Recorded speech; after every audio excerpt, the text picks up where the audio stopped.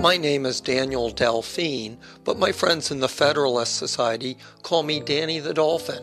I am a neoconservative porpoise with a purpose, and that purpose is to combat the lies of the liberal media about my hero, George W. Bush. I am so honored to have recently been allowed to interview President Bush, and I tell you what, it doesn't get any better than that. Does it hurt your feelings when people snipe about your judgments? So what I'm telling you is that sometimes in this world you make unpopular decisions because you think they're right. I get all tingly when you describe yourself. Can you say it, please? But I'm the decider, and I decide what is best. Do all those foreigners really hate our country? People love America. Sometimes they don't like the decisions made by America. The liberals act like nobody likes you. What do you have to say about that? But I don't think you want a president who tries to become popular. It seems like you have had to make gazillions of hard decisions. I have made a lot of decisions, and yeah, like Iraq? And in a war, there's a lot of tactical decisions that historians will look back and say, historians, what do they know? You shouldn't have done that. Shouldn't have made that decision. Well, they are just plain wrong. But history will look back, and I'm fully prepared to accept any mistakes that history judges to my administration.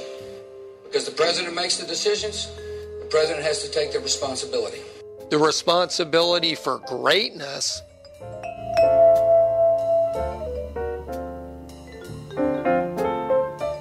Well, we all know a certain somebody in Iraq had to go. The big question about whether we should have removed somebody in Iraq, I'll stand by those decisions because I think they're right.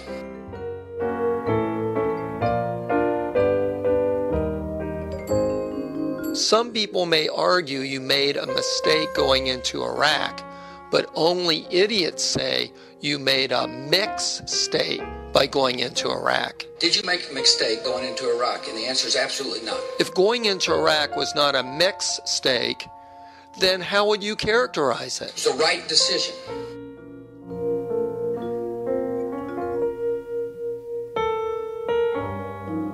All the world government types love the world court.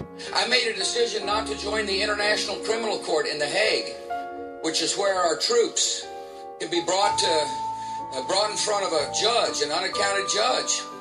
And I bet they'd just line up a bunch of liars to badmouth America. It seemed like to me they based some of their decisions on the word of and the allegations by people who were held in detention, people who hate America, people that have been trained in some instances to disassemble. I'm sorry, what's that word mean? That means not tell the truth.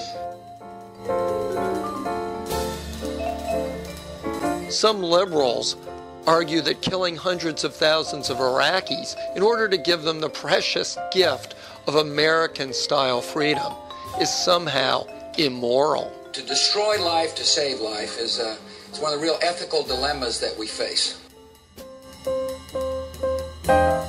Some of the Democrats think you are a monster. How would you respond to them?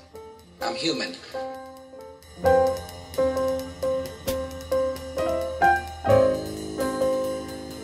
On the economic front, what was your greatest accomplishment? We cut taxes for everybody. Everybody got tax relief. But didn't most of the money go to very rich people? You bet I cut the taxes at the top. So in terms of the economic pie, what do you think should be done to it? We ought to make the pie higher. Some people think Republicans have negative feelings about the poor, that they're somehow less moral than affluent Americans. First, let me make it very clear, poor people aren't necessarily killers. Why do you think that? Just because you happen to be not rich doesn't mean you're willing to kill.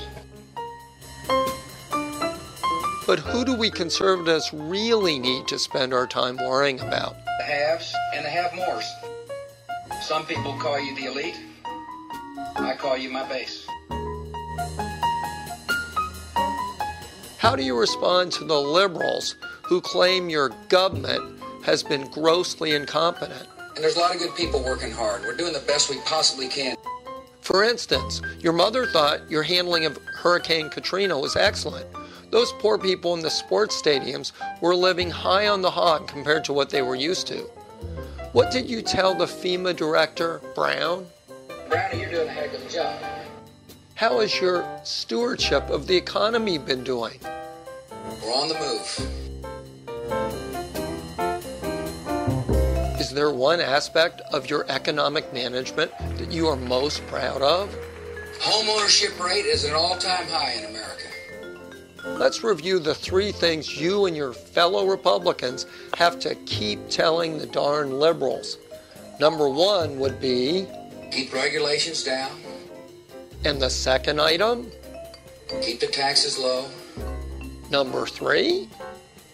Don't increase the scope of the federal government.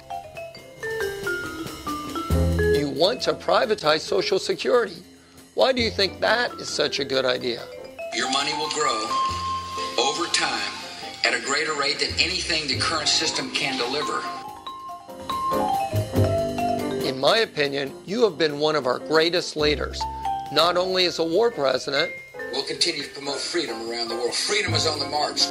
But also showing us that when government gets off the back of Wall Street, Bush-style deregulated capitalism brings unimagined prosperity. How would you characterize what you have tried to do to America? Our enemies are innovative and resourceful.